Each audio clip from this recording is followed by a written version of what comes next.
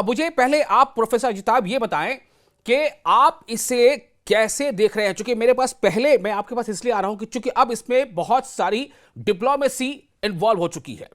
एक तरफ पाकिस्तान का इसमें नाम चर्चा में आ गया है, दूसरी तरफ डोनाल्ड ट्रंप ने एक दिन पहले प्राइम मिनिस्टर नरेंद्र मोदी से बातचीत की है। इन सब के बीच क्या लग रहा है कि अब ये वॉर रूम से निकलकर क्या डायलॉग के टेबल तक बढ़ने की तैयारी है? थैंक यू विशाल जी। देखिए, यहाँ पे कहना बहुत मुश्किल है, अभी भी बहुत ही डाइसी सिचुएशन है। अमेरिका ने जिस तरह से ईरान को ट्रीट किया है और जिस तरह से, मैं वर्ड यूज करूंगा, धोखा दिया है। जी। पिछले 2 बार की अगर बात की जाए, आपने मेंशन किया जून में पिछले साल बातचीत के बीच में अमेरिका और इजराइल दोनों ने ईरान पे अटैक किया। इस बार भी वैसा ही हुआ। 28 फरवरी को जो अटैक हुआ, ओमान के मध्यस्थता के बावजूद ये अटैक हुआ, बातचीत के दौर जारी रहने के बावजूद। तो इतना धोखा खा चुका है, इतना डिस्ट्रस्ट है अमेरिका पे ईरान का, होना स्वाभाविक है। तो ऐसे में ये नेगोशिएशन की जो बात है, अभी कहना बेमानी होगी। दूसरी तरफ जो आपने पाकिस्तान की बात की, Pakistani, there is a difference between mediator and facilitator. Pakistan अभी मुझे लग रहा है एक मैसेंजर जैसा काम कर रहा है। और याद कीजिए, पिछले महीने ही पाकिस्तान के डिफेंस मिनिस्टर ने कहा था कि अमेरिका ने हमेशा पाकिस्तान को एक टॉयलेट पेपर की तरह यूज करके फेंक दिया है। मुझे लगता है इस बार भी पाकिस्तान वो गलती करने जा रहा है। हालांकि उसकी अपनी मजबूरी है, क्योंकि वहां की पॉपुलेशन को पेसिफाई करना, वहां के सिया समुदाय को पेसिफाई करना, क्योंकि अभी फील्ड मार्शल जो मुनीर साहब हैं, उन्होंने कुछ ऐसे स्टेटमेंट दिए थे सिया समुदाय के अगेंस्ट में, उससे वहां का सिया समुदाय गुस्से में था। तो उस अपना इंटरनल जो क्राइसिस है उसको भी बचाना, अमेरिका का भी पिट्ठू बन के रहना, अमेरिका की अभी बहुत जरूरत है पाकिस्तान को। तो कई सारे ऐसे पहलू हैं जिसकी वजह से पाकिस्तान आगे आ रहा है as a messenger, as a facilitator. बाकी अभी तक कहना मुश्किल है कि ये आगे किस रुख बदलेगा, क्योंकि ईरान झुकने वाला नहीं है और अमेरिका अपनी चाल से बाज नहीं आने वाला है। ठीक है प्रोफेसर जीता, अब मैं आपसे जानना चाहता हूं, दो पक्ष यहां पर सामने आ रहे हैं, दो तरह की बात सामने। जैसा मैंने पहले बताया, आपने भी कहा कि ईरान के लिए ये बहुत मुश्किल होगा कि वो अमेरिका पर, बल्कि कह लें कि डोनाल्ड ट्रंप पर भरोसा करे।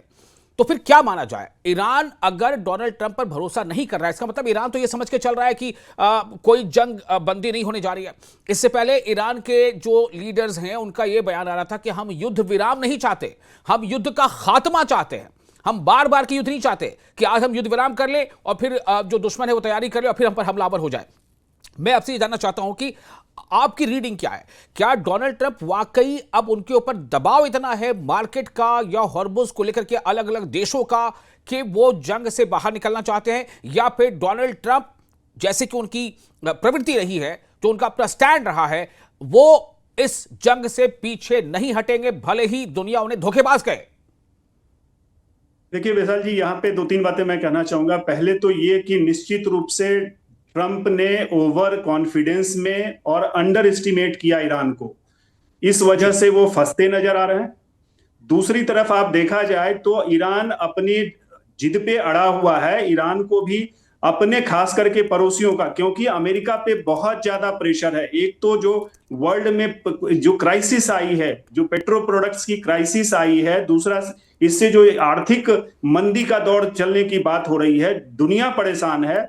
और खास करके जो अरब गल्फ के देश हैं, उनकी इकोनॉमी पे, उनके इन्वेस्टमेंट पे, उनके हर सेक्टर पे इसका बहुत बड़ा और लॉन्ग टर्म इंपैक्ट पड़ा है। तो निश्चित रूप से ट्रंप यहाँ पे बहुत ज्यादा प्रेशर में है, लेकिन उनकी अपनी हठधर्मिता है। वो अपने आप को इतिहास पुरुष देखना चाहते हैं, बनना चाहते हैं, तो उनके अपने एम्स ऑब्जेक्टिव हैं, इसलिए वो पीछे हटता, हम अपने आप को प्रूव करने की कोशिश करेंगे कि हम जीते हुए हैं। ईरान को भी थोड़ा सा अपने को प्रैक्टिकल होना पड़ेगा, क्योंकि वहां की जनता जो है वो भी परेशानी में है। ईरान की बहुत क्षति हुई है, और अगर जनता वहां की जो काफी शिक्षित है, आप ये माइंड कीजिए, ईरान बहुत ही शिक्षित देश है, बहुत ही प्रबुद्ध देश रहा है, उसकी अपनी एक इतिहास रही है।